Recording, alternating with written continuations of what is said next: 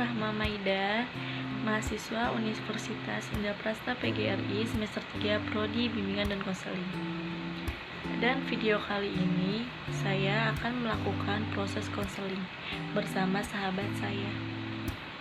So, ya selamat menyaksikan. Silakan masuk. Boleh duduk di mana? Di sini. Oke, kita kenalan dulu ya. Iya. Mbaknya sendiri namanya siapa? Marini Aulia. Kalau dipanggilnya? Lia. Oke, Mbak Lia. Mbak Lia boleh manggil aku kakak aja ya. Kalau boleh tahu rumah Mbak Lia di mana? Aku di Cibinong, Kak. Oh, jauh ya. Kesini diantar atau Naik motor, Kak. motor sendiri atau sama siapa? Sendiri. Oh, sendiri. Sekarang hobi kesibukannya apa? Hobi kesibukan aku sekarang kuliah sih, Kak. Kuliah. Nah, Tuh, kuliah jurusan apa? jurusan ilmu komunikasi, Kak. Semester berapa? Aku mabok, Kak. Oh, maba baru ya. Iya. Gitu. Oke, terima kasih udah datang ke sini. Iya. Sebelumnya kalau boleh tahu pernah melakukan proses konseling? Belum pernah, Kak. Belum. Oh, jadi gini, di proses konseling ini ada banyak asas-asasnya. Yang Mbak Lia perlu tahu ada dua yang terpenting, yaitu asas kerahasiaan dan asas terbukaan. Dan asas kerahasiaan itu, jadi di sini Mbak boleh cerita apapun itu benar-benar yang tahu tuh cuman saya, Mbak Lia, dan Tuhan saja gitu. Jadi kalau kita sudah berakhirnya konseling, kalau kita bertemu nih gitu, jadi kita nggak perlu kayak tahu kita udah pernah konsultasi gitu. Dan asas terbukaan itu kayak misalkan Mbak Lia di sini benar-benar harus terbuka apapun itu di diri masalah di diri Mbak Lia sendiri gitu. Jadi harus terbuka gitu, nggak ada yang namanya kayak ada yang tutup-tutupin gitu. Sampai sini bisa dimengerti? Mengerti. Oke, ada yang mau ditanyakan Enggak. sebelum kita lanjut? Enggak ada. Jadi proses konseling ini waktunya kurang lebih 25 menit. Sekiranya sudah 25 menit perbincangan kita belum selesai, maka kita akan dilanjutkan ke sesi selanjutnya. Gitu ya, Mbak. Oke. Mbak di sini tuh sebagai konseli atau klien saya ya, yang menceritakan apapun permasalahan yang Mbak masalahin di diri Mbak gitu. Dan saya sebagai konselor membantu memecahkan masalah apa yang di diri Mbak. Bisa semaksimal mungkin saya bisa selesaiin masalah Mbak, permasalahan Mbak yang sekarang yang dihadapi gitu. Sampai sini ngerti? Oke, kita mulai ya. Oke, baik. Di sini Mbak Lia boleh menceritakan apa aja sih yang terjadi pada diri Mbak akhir-akhir ini? Akhir-akhir ini aku lagi ngerasain insecure berat, Kak. Kenapa kronologinya? Kronologi sih dari faktor lingkungan, Kak. Dari teman-teman aku, dari orang tua, bahkan pacar aku juga. Kayak bikin aku tuh semakin kayak tertekan gitu, Kak. Kayak tertekan gitu. Jadi aku tuh kayak ngerasa insecure banget gitu. Kayak nggak percaya diri Iya, gitu. kayak ngerasa nggak percaya diri. Apalagi sekarang hobi aku tuh sekarang olahraga. Jadi kan olahraga kan maksudnya baik juga cuma kayak ke sistem kulit aku juga. Kayak aku kan hobinya sekarang kan lagi sepeda, Kak. Jadi kayak ngerasa belang juga ada, dan dari situ tuh teman-teman aku tuh pada bilang, ih kamu belang kayak gitu.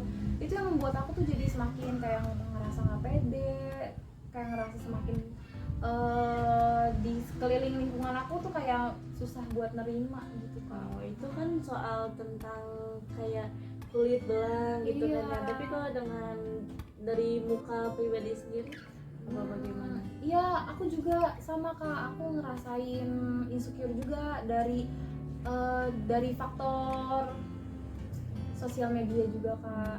Faktor-faktornya gitu. sosial media kan sekarang kan kayak standarisasi cewek Indonesia kan ada cantik-cantik lah kayak gitu, Iya. kayak putih kayak gitu Mbak. Jadi makanya itu yang membuat saya tuh semakin insecure Mbak. Jadi susah buat ngikutin standarisasi Indonesia Yang gitu. sekarang-sekarang ini Yang ya. sekarang ini yang suka ada di sosial media yang beredar Iya. gitu Mbak.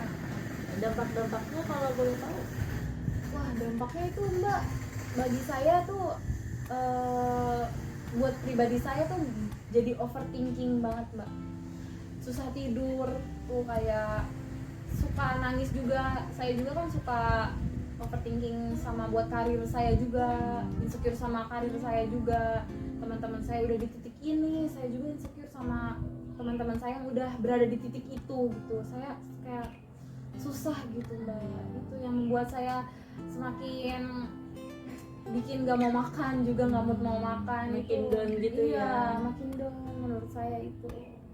Tapi dari permasalahan Mbak Lia sendiri, pernah nggak menceritakan masalah ini kepada teman atau sahabat-sahabat Mbak sendiri? Belum Mbak, belum pernah. Saya langsung belum pernah Mbak. Paling cuma nanya tentang solusi, dan itu juga mereka nggak begitu mengasih solusi untuk saya. Iya gitu. Kan di sini berarti Mbak sendiri mempunyai insecure dengan kecantikan ya, Iya. gitu. Berarti harus banyak-banyak sabar gitu. Terus perubahan apa yang Mbak rasakan hari sekarang ini? Perubahan saya dari insecure-nya saya tentang kecantikan ya Mbak. Itu tuh perubahan saya tuh kayak dari pola hidup saya mulai berubah gitu. Dari mulai lebih ke positif.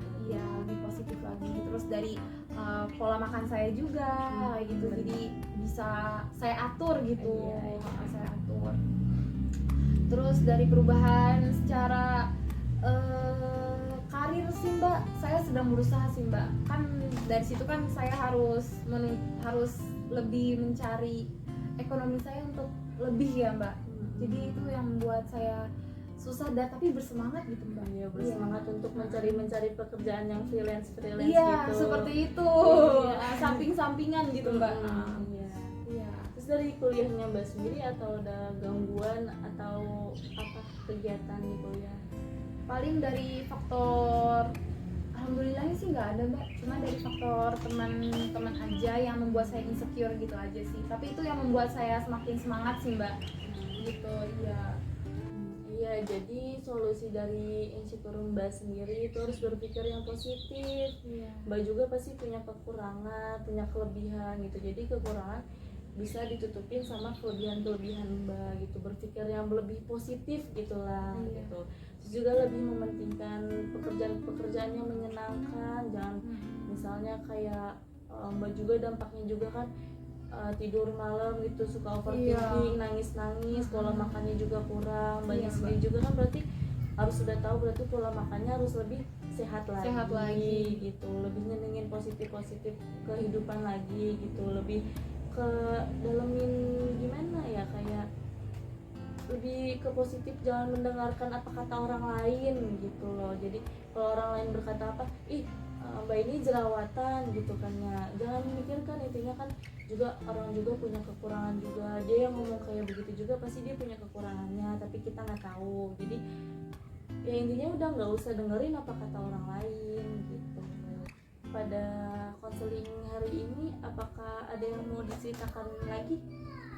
Nggak ada Mbak, nggak ada. Ada, cukup sampai sini. Cukup Mbak. Itu membuat saya lega.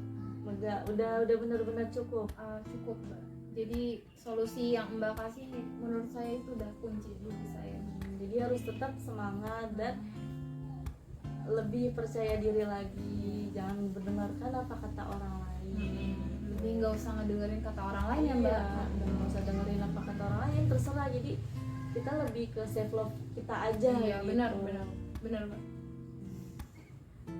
Sudah sampai sini? Sudah Sudah cukup ya. Oke, konseling hari ini saya akan tutup.